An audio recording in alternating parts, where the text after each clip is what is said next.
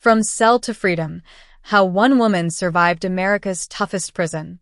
The clang of steel doors echoed ominously around the dimly lit hallways of the Texas Department of Criminal Justice's Mountain View Unit, a facility designed to house some of the most dangerous female offenders in the country.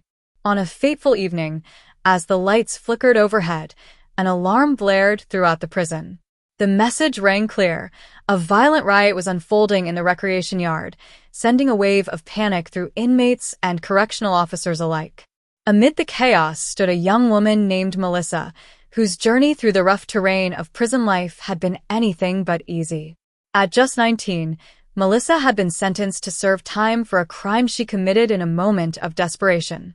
The reality of her circumstances settled heavily on her shoulders as the riot began to unfold. The atmosphere thickened with tension and fear as rumors of gang allegiances and long-standing grudges ignited into chaos. In the heart of the fray, Melissa stood frozen, caught between the turmoil that roared around her and her instinct for survival. As inmates clashed and guards called for backup, she realized that every decision could mean the difference between life and death. Just as she contemplated her next move, a nearby gunshot rang out, momentarily freezing the chaos. Who fired the shot? What would it mean for those caught in the crossfire?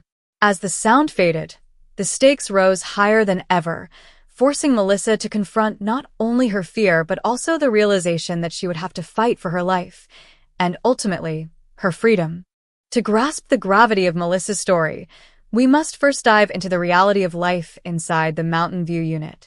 Established as a high-security prison, this facility housed women from all walks of life, often categorized by how perilous their crimes were.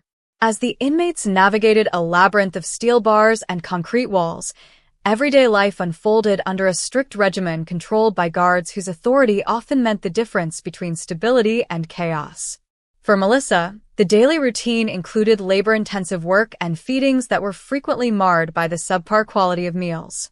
As a new arrival, she quickly learned the unspoken rules governing survival: never show weakness, trust no one, and always remain vigilant. With other inmates vying for power, the dynamic fostered an environment where loyalty could vanish in seconds. The prison's operations became more chaotic amid mounting tensions. Gang affiliations formed and fractured, and unexpected alliances shifted with the tide. A notable event that marked a turning point occurred when a kitchen worker uncovered a scheme where contraband food was being smuggled into the facility, further intensifying resentment between the inmates and correctional staff.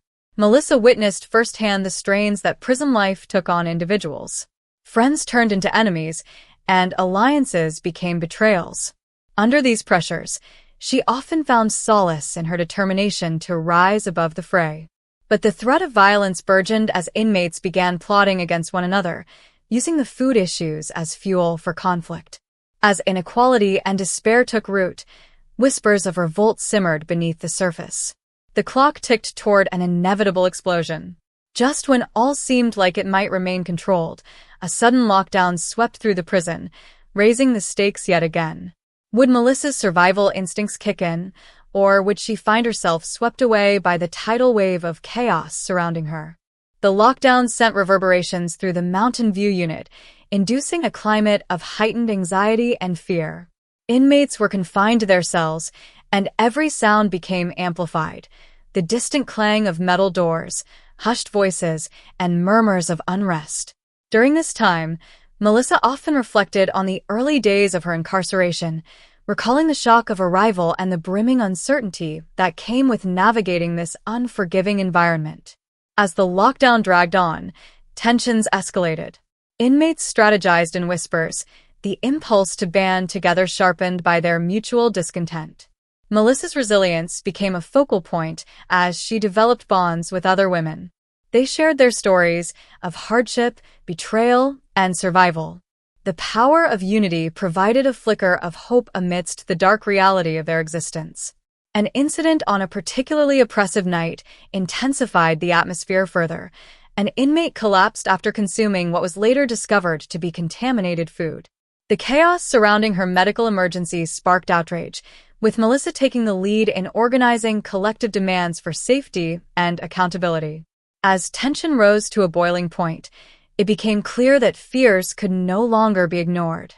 The historical context of the unit played a significant role in shaping events.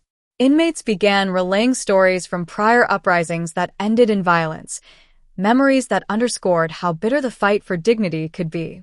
Melissa knew time was running out as whispers of plans to disrupt the prison's operations gained momentum.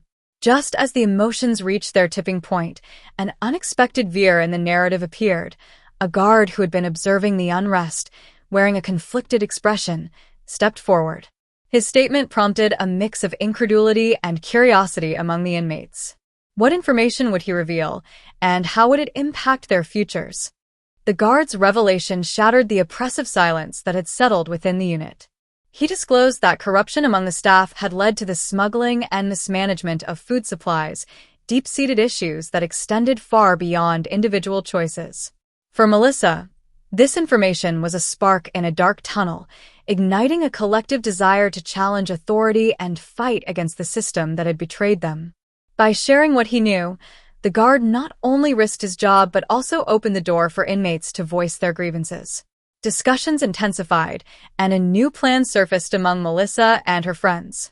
They aimed to organize a peaceful protest that would demand better conditions, adequate food, and accountability from the prison authorities. However, the stakes were high. Failure could mean disciplinary action, or even worse. In the days leading up to the proposed protest, Melissa worked diligently to galvanize support among the inmates. She aimed to unify various factions that had previously been at odds, leveraging her storytelling skills to inspire solidarity. As the date approached, the anticipation rippled through the prison. But as tensions built, another unexpected twist arose. Whispers of a rival faction planning to sabotage their efforts reached Melissa's ears. Fearful that their plans might lead to another violent confrontation, she strategized how to counteract this brewing conflict and protect her newfound mission.